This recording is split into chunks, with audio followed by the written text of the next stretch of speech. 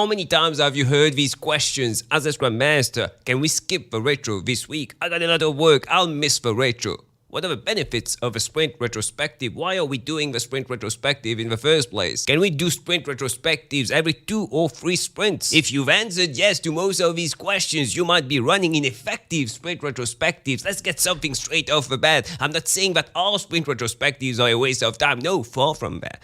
The idea of continuous improvement, that's the foundation of agility. But still, most sprint retrospectives, the vast majority of sprint retrospectives, inefficient, ineffective. That's why developers feel that they are wasting their time in sprint retrospective. They prefer working, coding instead of joining the sprint retrospectives. But don't worry, by the end of this video, you'll know exactly why you might be running ineffective and inefficient sprint retrospectives and what to do about it. But first, what are sprint retrospectives? It all starts with Agile principle number 12. At regular intervals, the team reflects on how to become more effective, then tunes and adjusts its behavior accordingly. Retrospectives in the Scrum framework should happen every single sprint. It's a time to reflect on what we did in the past sprint, the current sprint, what just finished, the sprint that just finished, what went well, and how can we improve in terms of ways of working, processes, the way we communicate with each other, the way we run our team. How can we improve all these things in the next sprint or in future sprints? Here are 4 things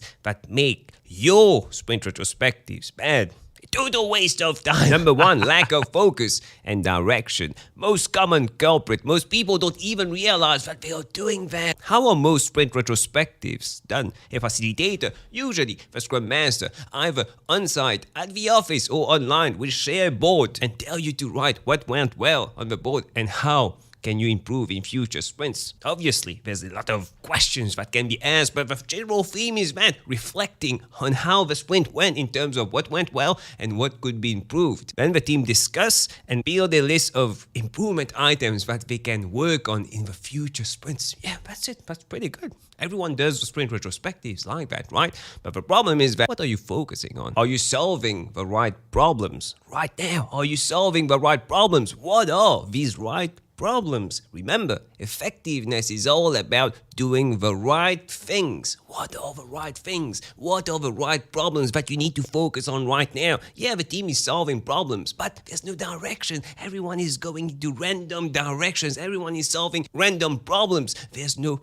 focus. And we end up solving problems. Yeah, the team is continuously solving problems, improving, but at the same time, stagnating, because there's no focus. Remember, your role as a Scrum Master, an Agile coach, facilitator, is not only to facilitate the event, the sprint retrospective, no, is to also bring focus and ask the right questions. You shouldn't be deciding what the focus is on, what problems you need to fix. No, but you need to ask them. Are we going into the right direction? Are we fixing the right problems? A few months back, I was working with a team who wanted to become more predictable. Yeah, predictability, extremely important. So in the next quarter, they decided to have a goal, an objective to reach at least 80% of their commitments every single sprint. 80% of their sprint's commitment by the end of a sprint, every single sprint. So in the sprint retrospectives, I no longer had a board. What went well? What could be improved? No, we had a focus. We had a direction. I simply asked them, what is preventing us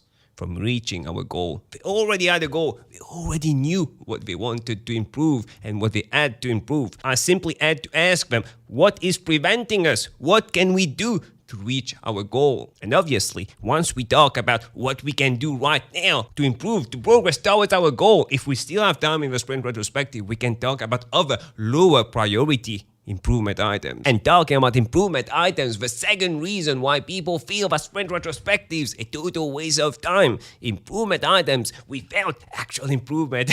Yeah, how many improvement items do you end up with at the end of your sprint retrospectives? How many are done by the end of the next sprint? 2 sprints after, 3 sprints after, how many are done? Do you have clear owners for each one of these items? How do you follow up on these items in the sprint? How do you plan these items? Do you estimate these items? How do you keep each other accountable to ensure that we complete these items? Are completing these items a priority for your product owner, for your team, for your company? I know some teams that flood their sprint retrospectives and sprint with tons of improvement items, but by the end of a sprint, nothing is done. Other teams, right focus, right direction, only 1-2 improvement items, but by the end of a sprint, nothing is done.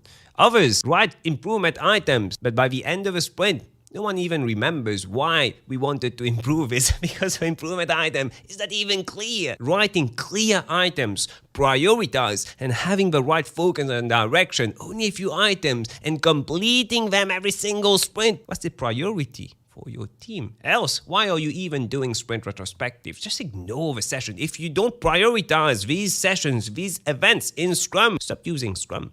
It's a waste of time.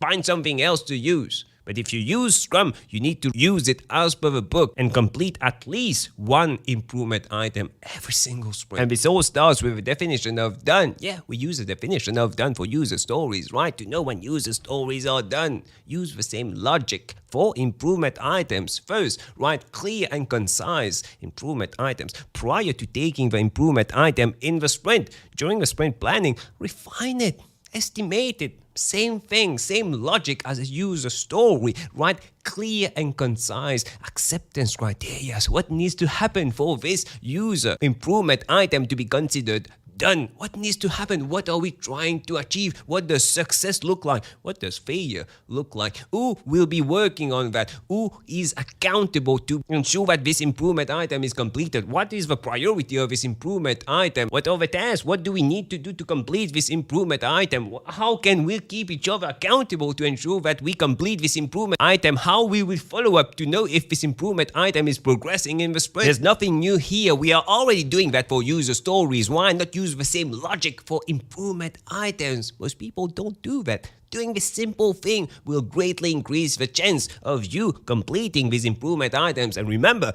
not 10 improvement items per sprint, 20 improvement items per sprint. No, 1 improvement item, maybe 2 improvement items. The right focus, the right direction, improvement items that match your objectives for the quarter, for the year, going into the right direction. That's it. Clear and concise. Follow the same logic as user stories, and there's a high chance that you will do good. The third thing that people feel make sprint retrospectives a waste of time. A poor facilitator. When I got my first Scrum Master job, I got training on the Scrum framework, on agility, but not really on how to facilitate. Facilitation is easy to understand. Facilitation simply means making things simpler, but it's not that simple to do. It's hard to facilitate correctly. Anyone can facilitate a session, but doing it correctly, hard to master. And you don't really get training for that. Scrum Masters, Agile coaches, they don't get training for that. So you need to train yourself. Learn alone, read books, take courses, do certifications, improve your skills. And you also need to practice.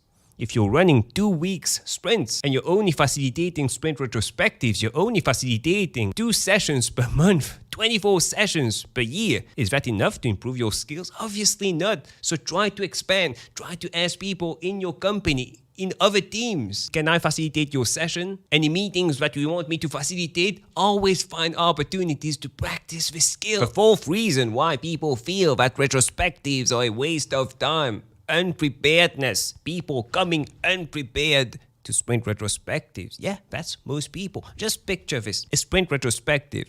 Everyone comes prepared.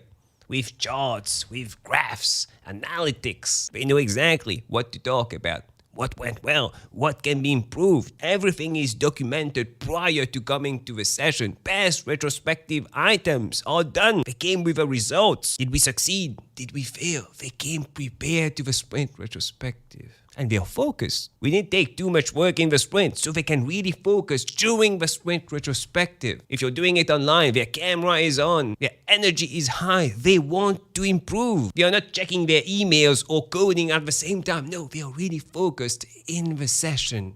That's a dream session. You can have the best facilitator in the world, but if people don't really understand why we are doing sprint retrospectives, there's no direction, there's no focus. Nothing is completed. We simply flood items after items, improvement items, but nothing is completed. They will lose their trust in sprint retrospectives. So start with that first. Once people see that items are being completed, energy will increase. Maybe they'll come prepared in the next sprint retrospective. They will focus in the next sprint retrospective. And this will start a snowball effect. Yeah, getting bigger and bigger in terms of trust, in terms of energy, in terms of participation, engagement in the sprint retrospectives. And people will start believing again that sprint retrospectives are a must-have session for the sprint. Which brings me to my next point. If you want more tips, insights on Agile, Scrum, personal growth, click on the video that stands out the most on the screen right now. And I'll see you in a few seconds.